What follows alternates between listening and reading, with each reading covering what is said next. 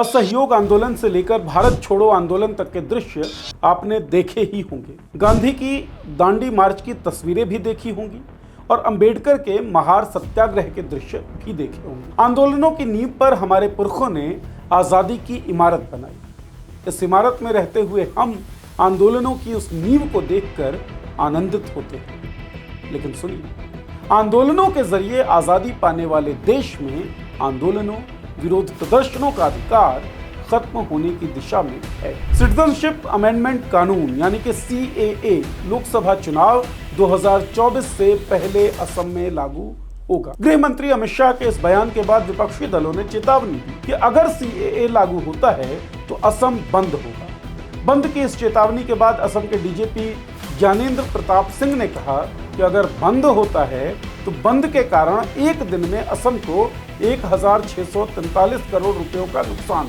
और नुकसान की भरपाई बंद का ऐलान करने वालों से की जाएगी। यह है न्यू इंडिया आपके लिए। वैसे भी पहले इस देश में टू मच डेमोक्रेसी थी। टू मच डेमोक्रेसी से मर्डर ऑफ डेमोक्रेसी तक की कहानी इस वीडियो में हम आपको बताएंगे। असम में बंद की चेतावनी दी क्यों गई ये भी बताएंगे। पहले देखिए टू मच डेमोक्रेसी का उदाहरण। 31 मई 2012 केंद्र की सत्ता में UPA थी। रामलीला मैदान में भ्रष्टाचार के खिलाफ आंदोलन चल रहा था। आंदोलन के कारण UPA सरकार के खिलाफ माहौल तैयार हो रहा था और इस माहौल का पूरा फायदा उठाने को तैयार थी बीजेपी ने महंगाई और भ्रष्टाचार के खिलाफ 31 मई 2012 को भारत बंद का ऐलान किया। और इस भ्रष्टाचार और महंगाई की भ्रम सरकार के खिलाफ जो 31 तारीख को भारत बंद का भाजपा और NDA ने आह्वान किया है, निश्चित तौर से वो इस सरकार को जगाने में एक महत्वपूर्ण भूमिका और एक आक्रामक भूमिका निभाएगा। भारत बंद के दौरान कई जगहों पर हिंसा हुई, अलग अलग राज्यों में ट्रेन रोके गए। भारत बंद था तो देश को आर्थिक नुकसान भी हुआ होगा, लेकिन इस नुकसान की भरपाई बीजेपी से नहीं की गई थी।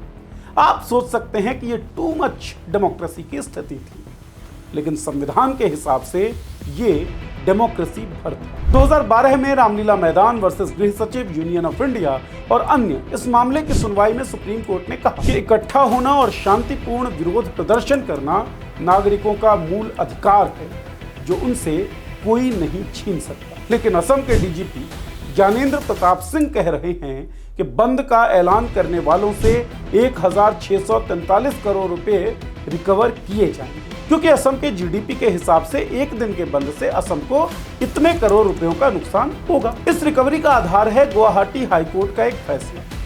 DGP ज्ञानेंद्र ने ट्वीट में हाईकोर्ट के फैसले की कुछ तस्वीरें पोस्ट की और लिखा कि पैरा 35 के पॉइंट 9 के हिसाब से ये रिकवरी होगी। पैरा 35 का पॉइंट 9 कहता क्या है? असम सरकार का गृह और राजनीतिक विभाग बंद या नाकाबंदी के कारण राज्य को होने वाले नुकसान का आकलन करेगा। ये राज्यवर हो सकता है, जिलावर हो सकता है या क्षेत्रवर हो सकता है। ये नुकसान बंद को आयोजित करने वाले और मुख्य पदाधिकारियों से वसूला जाएगा। अब जानिए कि संविधान क्या कहता है। संविधान के आर्टिकल 19 में बिना हथियारों के इकट्ठा होने और विरोध प्रदर्शन करने की आज़ादी है और ये आज़ादी नागरिकों के मूल अधिकार में शामिल है। सुप्रीम कोर्ट ने, जैसा कि वीडियो की शुरुआत में हमने बताया, इस बात को कई मौकों पर कहा है। असम में बीजेपी की सरकार है। इससे पहले बीजेपी विपक्ष में थी। विपक्ष में रहते हुए बीजेपी ने भी बंद के आयोजन किए, विरोध प्रदर्शन किए। इंडिया अगेंस्ट करप्शन मूवमेंट के कारण UPA सरकार के खिलाफ वृहत धारणा का निर्माण हुआ। इसका सीधा फायदा बीजेपी को पहुंचा। आंदोलन या विरोध प्रदर्शन तो जनता के पास अपने लोकतांत्रिक अधिकारों को बचाए रखने का एक हथियार है। इस हथियार का फायदा किसी एक पार्टी या किसी एक व्यक्ति भर को नहीं हो सकता है। क्षणिक ऐसा दिखता होगा, लेकिन ऐसा होता नहीं। आंदोलन या विरोध का अधिकार लोकतांत्रिक सेहत को ठीक रखने के लिए सबसे बड़ा हथियार। इन तथ्यों के आलोक में क्या आपको नहीं लगता कि असम के DGP ज्ञानेंद्र प्रताप सिंह का बयान कि बंद का आह्वान करने वालों से 1643 करोड़ रुपयों की वसूली की जाएगी असंवैधानिक है? क्या आपको नहीं लगता कि DGP ज्ञानेंद्र प्रताप सिंह के मुंह से निकले इस बयान के पीछे शब्द किसी और के हैं? आपको क्या लगता है? इस वीडियो के कमेंट बॉक्स में लिखिए और ये जानिए अब कि विरोध प्रदर्शन की चेतावनी क्यों दी गई। असम के यूनाइटेड ऑपोजिशन फोरम असम यानी UOFA ने राष्ट्रपति को एक मेमोरेंडम सौंपा। उनकी मांग है कि नागरिकता कानून यानी CAA रद्द की जाए। CAA को रद्द करने की मांग के पीछे के कारणों को जानने के लिए आप CAA पर बनाई गई हमारी ये वीडियो देख सकते हैं। विपक्षी दलों ने लिखा कि यदि भारत सरकार इस पर कोई ध्यान नहीं देती, यानी कि अगर वो CAA को रद्द नहीं करती, तो हम विपक्षी राजनीतिक दलों और असम के लोगों के पास सरकार को इसे रद्द करने के लिए मजबूर करने के लिए लोकतांत्रिक जन आंदोलन के अलावा कोई विकल्प नहीं होगा। अब सवाल उठता है कि क्या कानूनों का विरोध नहीं होता? क्या जन आंदोलनों से कानून रद्द नहीं होते? ज्यादा दूर जाने की जरूरत नहीं।